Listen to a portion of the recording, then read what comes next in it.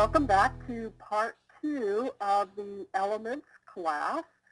Um, this is the second part of 3 parts. We'll meet again next week, same time, for the final conclusion of the classes. Now, last week's class is now available. The replays are up on elements.cindyshebley.com on that Photoshop Elements class page. We'll have that up for 30 days after the class, so you can come and review anything that we've talked about during these classes for the next 30 days online. So that's available for you. So let's just recap really quickly what we talked about last week and then head into the program for this week. Last week we talked a little bit about the organizer.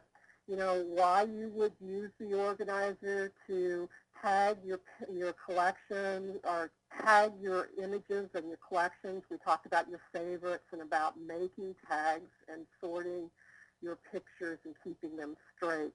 Then Danny showed us the quick fix editor, you know, how to fix up your pictures, where you can make simple fixes like color corrections and fixing red eye and cropping and the like. Then we talked about the tools alongside the left-hand side of the toolbar in the full edit mode. We ran down the descriptions of the different tools for you. And then we also talked about the artwork and effects palette and what you would use those for and how to find them. So we kind of covered all that. Today we're going to show you the enhancements and filters, and Danny's going to show you more about layers, why you would use them, and then we're going to do the magic extractor, and we're also going to show you how to use the lasso to bring out an area in your image as well. We'll stop somewhere about halfway through and give you a break and open the call up for questions so that if you have questions as we go along, we'll give you a second to answer them. Now, I should mention that this class is an hour and a half long. We'll try to keep it to that today. We went a little bit over last week, but we'll try to keep it to an hour and a half to let you have a life afterwards. So that said, let's go ahead and start with today's topic. So what I'm going to start with is I'm going to talk about these tools across the top navigation bar. Now, a lot of these tools that you'll be able to find inside of these different menus, you can also access by using shortcut keys, and those are keys that you can hit on your keyboard that will bring these commands up for you right away. I tend not to use them because I'm more visual. I like to use these commands along the top and bring the drop-down menus down. But you may find that, you know, using the shortcuts will you know, actually save you time. So we do have a complete list of the shortcuts for the editor and for the organizer on that element site as well. So you can find those there as well. But let me show you exactly what I mean when I'm talking about shortcuts, and we'll start looking at these different menus. So let's start with File. This looks like a typical drop-down menu for File in Windows. You have New, Create, but you see here we've got Open. If I wanted to open an image, I could either click with my mouse and click Open, or instead, without ever having to come up to this menu, if I remembered, I could click on my Control key and 0, and that would bring me to the same place. So these little Control plus numbers and letters here are the shortcut commands, if you can remember them. So when I wanted to save the image, I could hit Control plus the F on my keyboard, and it would save the image for me. So this is File, and the main thing that you might be interested in, of course, is, you know, saving and save as, and there's a print and page setup. menu here. There is also an open, where you can open your images instead of having to bring them over from the organizer if you have images in other places on your computer. The nice thing I like is this shortcut key here that's open to recently edited files. Oftentimes I work on a file and then I close it up and go away because my eyes get tired and I just think it looks really great. Maybe I want to come back and review it or continue working on it later on. So if I open this recently edited file, it will bring the top 10, the 10 most recent files that I've edited up where I can just click on them without having to thumb through my photos to find the ones that I was working on. Now up here, if we wanted to create a new blank file, I could go to New, and then I can just click on Blank File. Now I might want to create a blank file if I was going to do just text or make some graphic instead of manipulating a photo. So to make a new blank file, I open it up and then I can choose the width. So let's say I was going to create a placard for an eBay gallery image. Instead of using the image, I just wanted to use the placard. Well, eBay recommends that you use a size, the width of 800 pixels and the height of about 600. So again, I'm using pixels and not inches, but there is the choice to use inches if you are thinking that you're going to print this off at a later date. But if you're going to use it for online purposes, you always want to use the pixels. And then I would just click on Open, and then this opens it up in the palette, and I'm ready to start working on it. So that's what the File menu does for you. Let me bring this picture up here, a little bit more interesting to look at. Now we have the Edit. Now when you are working on the tasks and working on your photos, you will find that you have different, you may make a mistake, or you've gone and you've over-edited it, or you've over-cropped it. You can always come up here. Right now it's grayed out because I haven't done anything to this photo, but I can always hit Undo. So if I didn't like what I did, I could just hit Undo. Now, Photoshop Edit Elements remembers for several commands. So you can go back, I've gone back 10 or 15 commands and hitting Undo, Undo, Undo. So you can go quite a ways back. It's not just the last command. So you can hit Undo. Of course, if you decide to, instead that you liked it that way, after you hit the Undo, you could go back to Redo. And then instead of having to start at the very beginning, and hitting Undo, Undo, Undo like I've done, you can go back to Revert. And then we've got some other commands here as well. And these have a lot to do with using layers, and they're a little bit more advanced. So we'll come back to these information a little bit later. But of course, there's the Delete button as well. Now the image, this drop-down menu across here, is pretty straightforward. The image is crooked, upside down, or sideways. This is where you would rotate it right or left or 100%. You can even flip it upside down, or you can do a custom flip as well. You could set up your parameters. Here's a straighten and crop and straighten image. Now you can transform it and skew it and do different distorts. Here is crop, and you notice that we've got crop here as well as the crop tool alongside the toolbar. So you can access it in a couple of different ways. Now here is resize. Now resize is something that you might want to do if you're not using, let's say, eBay Picture Services. eBay Picture Services will automatically resize your image for you if you upload it to them. But let's say you're not doing eBay, you're doing Craigslist, and you want a smaller picture, or you are sending a picture, like I wanted to send this picture to a friend of mine in email. Well, I would not want to send them the whole big file because I'm sure everybody's received an email that somebody has not resized the picture where you scroll back and forth and up and down, and it takes forever to get into your email. And you really can't see it because it's so big. Well, what you want to do is resize it and make it smaller. So what I could do here is go to Image, Resize, and resize the image. And now here is the size of the image right now.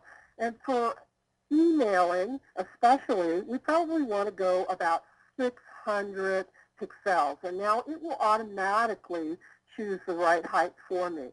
And instead of me trying to decide what the right height is, and it'll keep it in proportion as long as I have this checkbox set up right here. Always make sure that you've got constrained proportions clicked if you want the Photoshop elements to decide the correct size crop for you. Otherwise, it'll ask you what size you want to make this, and quite often you don't guess right, and you get these stretched images or distorted images.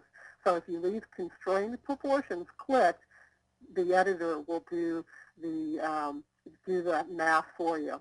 And then you would just click on OK, and it will resize it.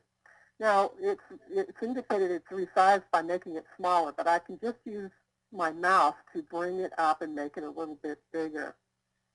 So that's, if we wanted to make it bigger. But I'm going to go ahead and go back to Edit and hit Undo Image Size so we can see it in full size, nice and sharp. Now we have Enhanced, and I'm going to come back to Enhanced in a second. But I do want to mention, first off, that these commands along the top, these first 6 commands, are the same commands that you will find inside the Quick Editor. So they're here as well. So that means that if I'm working on this photo, and maybe I just wanted to do a quick auto fix and let the software fix it for me, I can just click on that instead of having to go back to the quick fix for that real fast edit. So I don't have to tab between these 2 tabs if I've got my full editor open. Okay, I'm going to hit Undo. And there it is, back to the original. So there's the enhanced levels, auto corrections, red eye, and the like. And then I'm going to come back to this enhanced menu in a minute because it's a very important part of Elements. But I want to finish up our tour here real quickly. Now layers. Now Danny's going to show you how to set up layers and create new layers and delete layers and things like that when we get into this demonstration a little bit later. But you can also access them from this drop-down menu. But you can use these symbols along here for your layers as well. So, on this program, as with just about everything on the internet or any software package, there's more than one way you can do it. Now we have Select. And this will also go hand in hand with working with the layers. But here is another way to access those commands. Filters. We have a lot of different filters. And I'm going to show you really quickly in a little bit some of these different filters. But you want to remember that these are, for the most part, these are artistic kind of filters. Let's say we wanted a watercolor, or we wanted this to look like a pencil or a chalk drawing. We can do this sort of thing with the different filters. So we next have the view where we can, zoom in on our picture to make sure it's sharp. If we don't want to use our mouse button to scroll up and down, or you don't have a trackball mouse, you can use zoom in or zoom out. You can actually fit it on the full screen so you can see the whole thing and take a real close look to make sure it's sharp. You can view in print size. You can set up grids and rulers as well. And then the window is mostly to do with finding your different palettes and when they go missing, and viewing different shortcuts that you might not find elsewhere. So that's the different palettes. So I'm going to run back over here to Enhance because I promised you I was coming back to here because I want to show you a couple of things about the different enhancements, because this is like the heart of photo editing. So we've got the ones that the photo editor will do for us. And you remember when I hit Auto Smart Fix here, it just naturally fixed up this picture. It's not a bad change. It kind of took out, though, that bluish, reddish color that was part of the dawn color that made this picture, to me, so compelling. So it did a great job. Photoshop did exactly what it was supposed to. It made the whites white. But I'm not sure I really like how it looks. So I'm going to go back and, again, hit undo. And now I want to point out that we can do some other things to the picture, customized, in a customized way is what I'm trying to spit out here. Now we can adjust the lighting. We can adjust the shadows and the highlights, and we can, adjust the brightness and contrast. So if I click on brightness and contrast, here are the slider bars. And as I'm trying to center it so you can see a little bit of what I'm doing here. As I slide this up towards the right, you'll notice that the picture gets lighter. Now what's happening is that I'm bringing up the brightness and I'm making it more contrasty, but I'm making it more bright or more light throughout the whole photo. In other words, the sky is getting lighter, as well as these darker areas are getting lighter. So the whole photo is getting lighter. And that is probably good. So if I'm making it lighter, I'm getting more detail down in here. We can see this detail. But as I'm sliding this up, I'm making it, getting this nice detail in here. I'm losing this moody sky up here. And that is part of the picture, is that dawn color morning. So what I'm doing is I'm fixing the whole picture. And that isn't necessarily what we want to do here. Maybe we just want to darken up this dark area, or maybe we want to make the sky even more moody. And we can do that with the other adjustment, and it is called levels. So I'm going to cancel this, and I'm going to show you what I'm talking about here, lighting and levels. And so when I get to levels, we can change different values in different parts of the picture. But first I want to explain something to you that's a little bit hard to grasp, and it's called the histogram. Now, a histogram, you can look at these histograms here by going to Window and clicking on the histogram. Now, this is what is called the histogram for this picture. Now, this picture is a good, well-exposed picture. There's detail in the dark parts. We can see little bits of foliage and detail in here. And we can also see light areas. We can see detail in the snow. On these trees, it's not blown out, is what it's referred to.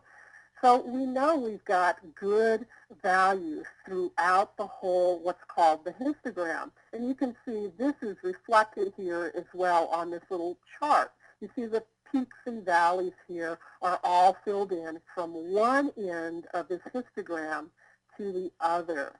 And that indicates that this is a well-exposed picture.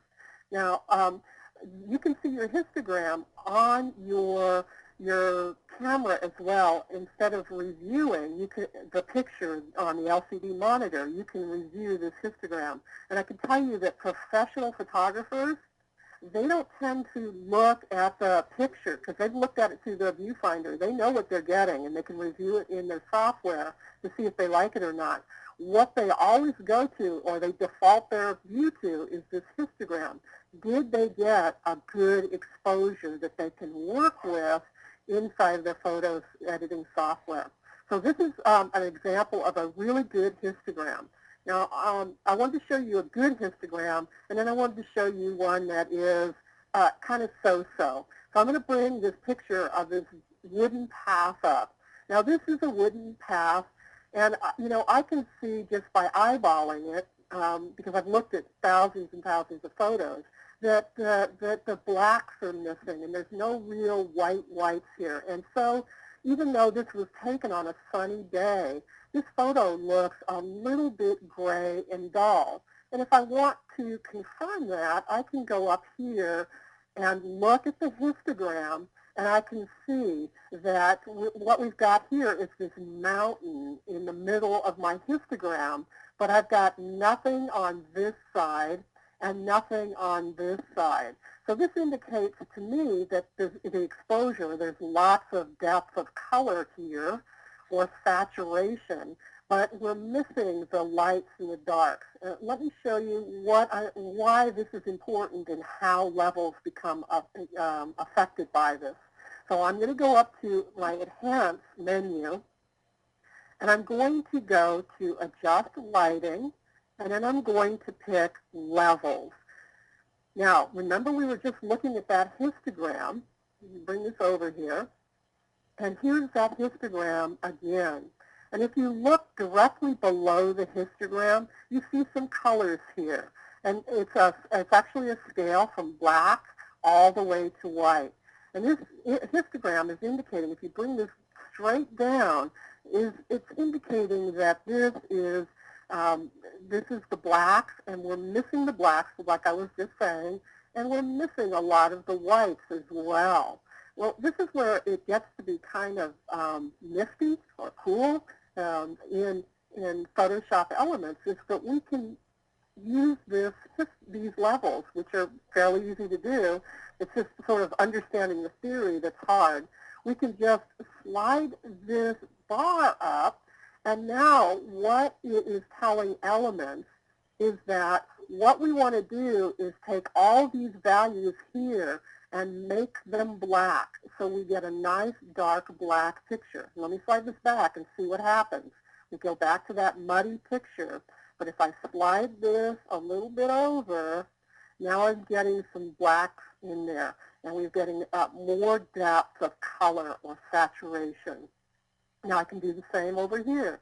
I can slide this bar over, and as I slide it over, notice how it's getting a little bit lighter and a little bit lighter. So now I've got some light areas as well as some dark areas. I'm going to move my level dialog box over a little bit so you can see. So there's the after, and here's the before. You see how it looks a little bit flat, but I've gone back to sliding these over, and now I've got my blacks and my lights, and it's a little bit more saturated, or the depth of color. We've got some good blacks and some good whites. Let me show you this one more time on another picture. Here is a picture of a fairy that we took first thing in the morning. And it is not a bad picture. We've got some nice pinks in here, but the fairy looks a little bit dark. And if I go up to my histogram, we can see we've got some darks in here. We actually do have some value, but we're missing a lot of the light value. So I'm going to close this histogram and go over to Enhance, and down to Levels. And as you see, my levels, again, it's matching. I do, it fell off just a little bit, so I can just bring this over a skosh to where the mountain starts, my histogram. Not very much, a real subtle change, but watch as I start sliding this over towards our mountain. It's lightening the picture up, but we're still keeping those pinks in the dawn. So now I've got a lighter picture, and we've still got lots of values throughout the photo. I haven't blown out my subtle pinks for the dawn colors, but we have brought the whole balance of the photo a little bit closer to a nice viewable picture. Now the next thing I can do, and I probably don't want to do very much, but I can slide this middle value over. Perhaps I want to go darker, or perhaps I want to go lighter. I don't want to do it very much. If you go too far, you're going to, overcorrect, but maybe just a little bit to enhance it. So here is the before picture where it's a little bit too dark, and now we've got the after where we still have some pinks, but we still have more detail in that fairy. So that is the beauty of levels and color correcting and correcting your dark and light areas in a photo and bringing out some snap and some saturation in your picture. And that was done with levels. It was done not using the brightness or contrast. We were using, or highlights and shadows, we were using that thing called levels. Now the next thing we can do is adjust the colors. We can remove color cast. You know, what we do here is we click on remove color cast, and let's say I want the pink to be gone. What I do is just drag my eyedropper over to a value that is white or gray and click on it, and now the picture has been changed so that we've got a nice white for the fairy. I'm not saying that I like this, but in certain cases it works like a miracle. Trust me. Just a quick dropper and telling your Photoshop where the whites or blacks are, and it takes about half a second and your picture is beautiful. This is especially useful in those indoor shots where you get lots of gold tones or red tones. I'm going to cancel that. We also have hue and saturation, where we can pick a certain color and change the saturation of that color. Now this would just, essentially, it just moves the amount of color up and down on the master channel, so we can make it really deep and what's referred to as saturated in photography speak. And I keep saying that, but that means, you know, like the real depth of color. But where this really becomes kind of nifty or handy is when you can change the different color channels. Let's say the reds.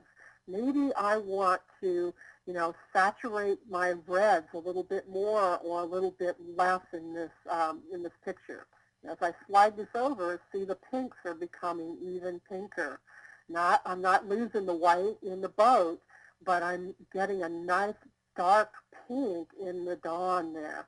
So, you know, by sliding this back and forth, I can change that. And that was just by coming to the reds and changing the red channel. Here's the before, and here's the after.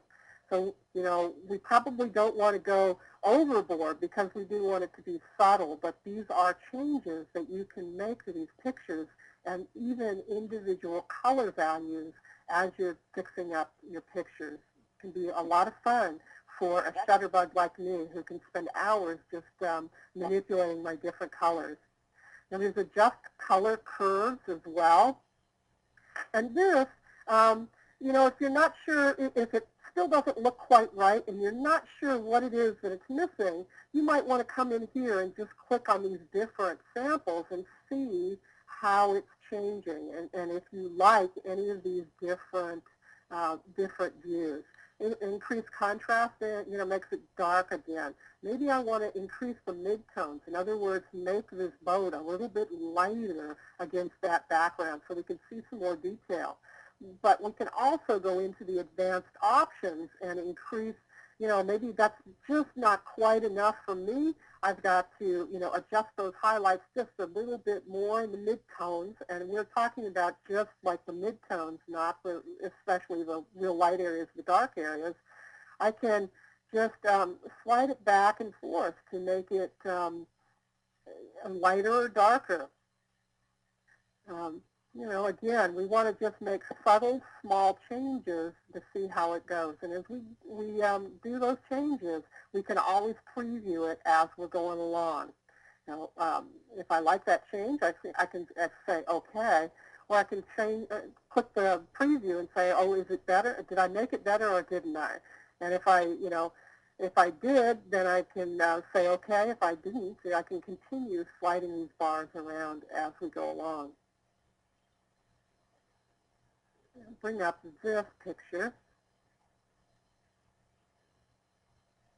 and this looks the same thing, like the shadow is doing that. Right. Yeah.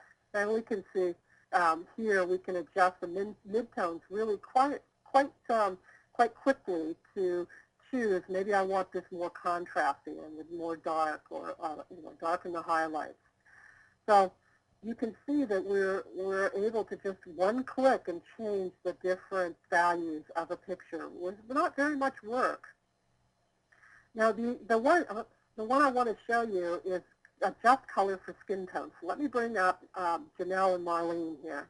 I took this picture at eBay Live. Now he took it with a flash, and the thing I know about my particular flash is that it is what I refer to as a cold flash. In other words, it makes people look a little bit cold. And it looks like, you know, Janelle and Marlene, they had a little too much fun the night before eBay Live started. And I think they look a little bit cool, and I'd like to warm them up. So I can go to Enhance and come up here and adjust color. And you see we've got adjust color for skin tones. And I just click on that, and my mouse becomes an eyedropper. You see how it looks like an eyedropper? I can just come over here and click on Marlene's cheek right here and watch as it changes into a much warmer picture. So just one touch, and we've made Marlene and Janelle much warmer than they were before. There they are before, there they are after. So they look much more alive to me, a lot warmer, like they've been out in the sun and not up here in the Northwest.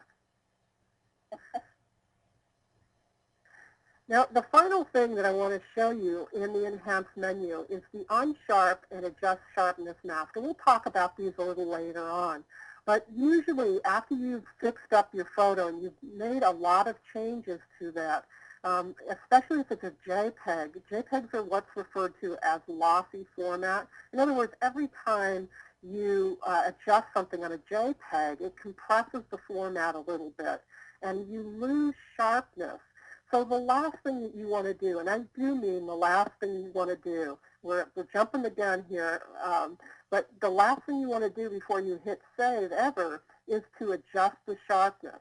There's the Unsharp mask is what I usually use for that kind of adjustment, and I leave it around, you know, 22%. Never want to go much higher than 22%, and the radius about 2.3 pixels. And the threshold around 22. If you go much above that, you start getting a real overly sharp image, and it looks really funny and overly overdone. So keep it around 22 or less when you're hitting the sharp, and just click OK. And then it just sharpens up the lost edges there on the pixels, and it makes it look just a little bit sharper. Now, really quickly, there's another adjust sharpness. And here you can see, if I go up, like I was talking about, you see how we've gone overboard here? They look way over sharpened. They almost look like a cartoon figure. So if you go over, you know, about 22%, that's what happens to the sharpness, and it can be very distracting. But I did want to show you this particular pane because you can adjust sharpness if you have a picture that was slightly blurry, but you're trying to pull it out. You know, it'll never be completely blurry, but if it was a motion blur, you know, my dog's running across the park, I could, you know, come in here and adjust the angle and the motion and sharpen it up a little bit and bring out some of the details. It'll never completely save the photo, but might turn it into something that you throw away and something you keep to share with others. So there is this adjust sharpness mask as well. And we also have, moving over to the filters now, again, I want to say that these are fun things to do with your picture. You know, there are adjustments and artistic fixes. There's, you know, Danny showed us the Gaussian blur last week and how you can soften somebody's features on their face up and make them softer. So these are the kind of things that you find in the filters and masks. But we, you know, let's say we wanted to do a, let's see. Let's do a watercolor on Janelle. and Marlene here. So I click the watercolor. Now, that shows just the whole thing, but let's bring it down so you can see well, I've gone too far now. Let's go about there so we can see what we're doing. Now, this is the watercolor, but I can also change the brush detail here, how intense I want it to be, or how unintense, or how much shadow I want, what texture I want, by just sliding these bars up and down. So I can have some great fun with this. And we have a drop-down menu where we can get back to these, and we can, do halftones and inks and tiles as well. So these filters are quite useful, and they're also quite fun to play with. Not, maybe not something you're going to use for your eBay photos, but when you have some fun, you want to have some fun with your photos and try fixing them up and trying some of the other options available on Photoshop Elements, do come into the filters now. So that pretty much covers the first part of what we wanted to talk about with enhancing filters.